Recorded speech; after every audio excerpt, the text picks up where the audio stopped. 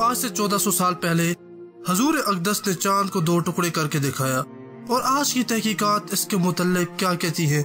آج ہم اپنے ناظرین کو سائنسی طور پر شق قمر کے بارے میں معلومات دے رہے ہیں۔ اس سے قبل تمام دیکھنے والے دوستوں سے گزارش ہے کہ وہ چینل کو سبسکرائب کرتے کے ساتھ ساتھ موجود گھنٹی کے بٹن کو بھی دبا دیں۔ دوستو، شق قمر کا معجزہ 8 نبیوں کو ہوا۔ حضور اقدس اور صحابہ اکرام منع میں تھے۔ اسی موقع پر کفار نے حضور صلی اللہ علیہ وسلم سے مطالبہ کیا کہ اگر آپ سچے ہیں تو چاند کو 2 ٹکڑے کر کے دکھاؤ۔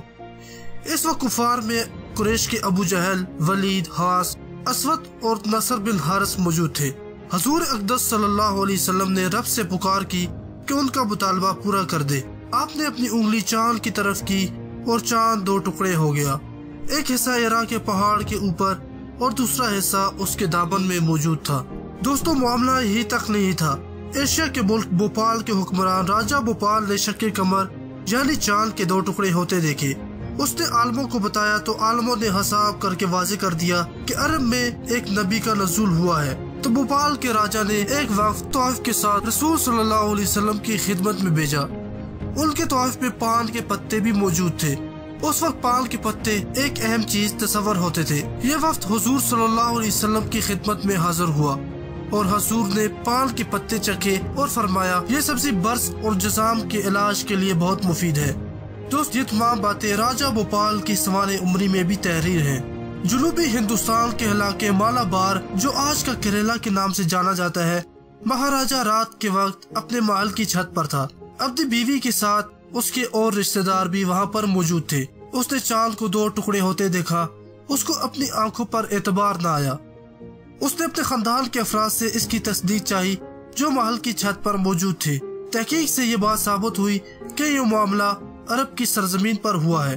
نجومیوں نے حضور صلی اللہ علیہ وسلم کے آنے کی پیشن گوئی کر دی اور کہا کہ ہمارے خیال میں سرزمین عرب پر ایک نبی کا نزول ہوا ہے اور یہ معجزہ ان کے ایک اشارے پر ہوا ہے۔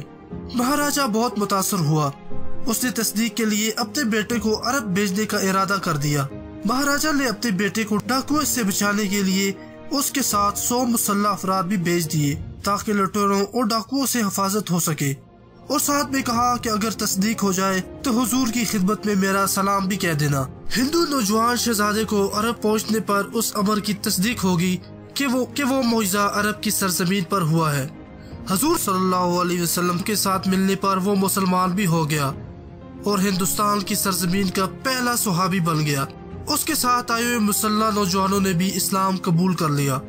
حضور صلی اللہ علیہ وسلم ان سب سے بہت محبت سے پیش آئے اور مہاراجہ کے لیے دعا بھی کی۔ نوجوان شہزادہ جب واپس آیا تو اسے اطلاع ملی کہ مہاراجہ فوت ہو گیا ہے۔ اس نوجوان شہزادے نے ہندوستان میں تاریخ اسلام کی پہلی مسجد بھی بنوائی۔ دوستو، اب آتے ہیں سائنٹیفک اسٹڈی پر۔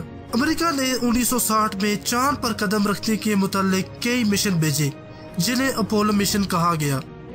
اس طرح کا ایک مشن اپولو 10 بھی چاند کی باریکی سے مطالعہ کرنے کے لیے بھیجا گیا۔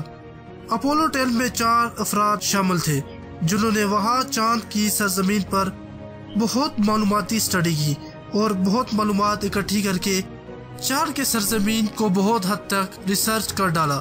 ان 4 خلابازوں میں سے ایک ریم اینڈریس نے چاند کی سطح پر 300 کلومیٹر سیدھی لائن دیکھی۔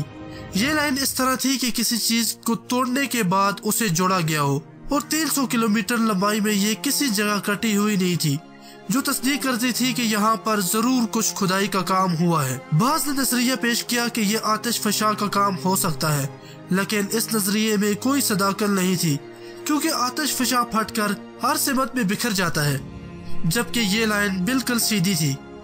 جب ان سائنسدانوں نے شق قمر کا واقعہ سنا تو انہوں نے تحقیقات اور وسیع کر دی۔ آخرکار وہ اس پر آمادہ ہو گئے کہ یہ چاند 2 ٹکڑے ہوا ہے۔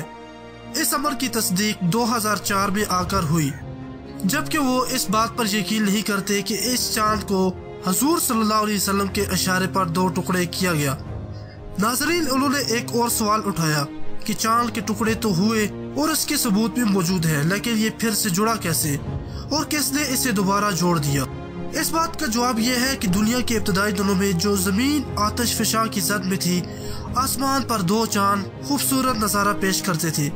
एक बड़ा चांद था और दूसरा छोटा चांद। आज हमें आसमान पर एक चांद नजर आता है और दूसरा बेबी मून जो छोटा चांद था वो कहाँ चला गया। इसका जवाब यह है कि शुरू में दो चांद आसमान पर नजर आ रहे थे। ये एक दूसरे से थोड़े से फासले पर थे, लेकिन ग्रेविटी की कुव्वत की वजह से बेबी मून बड़े चांद में आकर समा गया। ये वो थ्योरी है जो चांद के मुतल्लिक पेश की गई और इसके वाज़ेह सबूत मिलने पर इसे लॉ की हैसियत भी दे दी गई। यह है वो जवाब जो चांद के टुकड़े होने के बाद ग्रेविटी की वजह से ही जुड़ गया। यही है वो जवाब कि चांद टुकड़े होने के बाद ग्रेविटी की वजह से जुड़ गया। जैसे कि बेबी मून एक बड़े मून में समा गया जिसे आज मैसिव मून कहा जाता है, उसमें एक दूसरा चांद समा गया क्योंकि ग्रेविटी चांद की इतनी तेज थी कि उसने बेबी मून को अपने अंदर समा दिया। चांद की ग्रेविटी बहुत ज्यादा है जिसकी वजह से जमीन पर पानियों में मदोजसर भी आते हैं और यही चांद को टूटने के बाद हुआ। जब चांद हजूर अक़दस के इशारे पर दो टुकड़े हो गया तो उसकी एक बहुत स्ट्रांग ग्रेविटी फील्ड की वजह से थोड़े ही वक्त बाद ये दोबारा जुड़ गया। दोस्तों ये तो थे साइंसी इस्तिलाहात, जबकि हम मुसलमानों को ऐसी इस्तिलाहात की कोई जरूरत नहीं। हम मुसलमान हर तरह की इस्तिलाहात के बगैर अपने नबी और अपने नबी की बातों पर ईमान लाते हैं। दोस्तों ये वीडियो ये साबित करती है कि हजूर अक़दस सल्लल्लाहु अलैहि वसल्लम ने चांद को दो टुकड़े किया।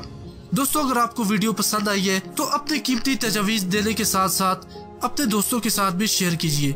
चैनल को सब्सक्राइब करके नोटिफिकेशन को भी ऑन कीजिए ताकि हमारी और वीडियोस भी आपको मिलती रहे। नेक्स्ट वीडियो आने तक अपना और अपने घर वालों का बहुत सा ख्याल रखिएगा। हमें इजाजत दीजिए। अल्लाह हाफिज।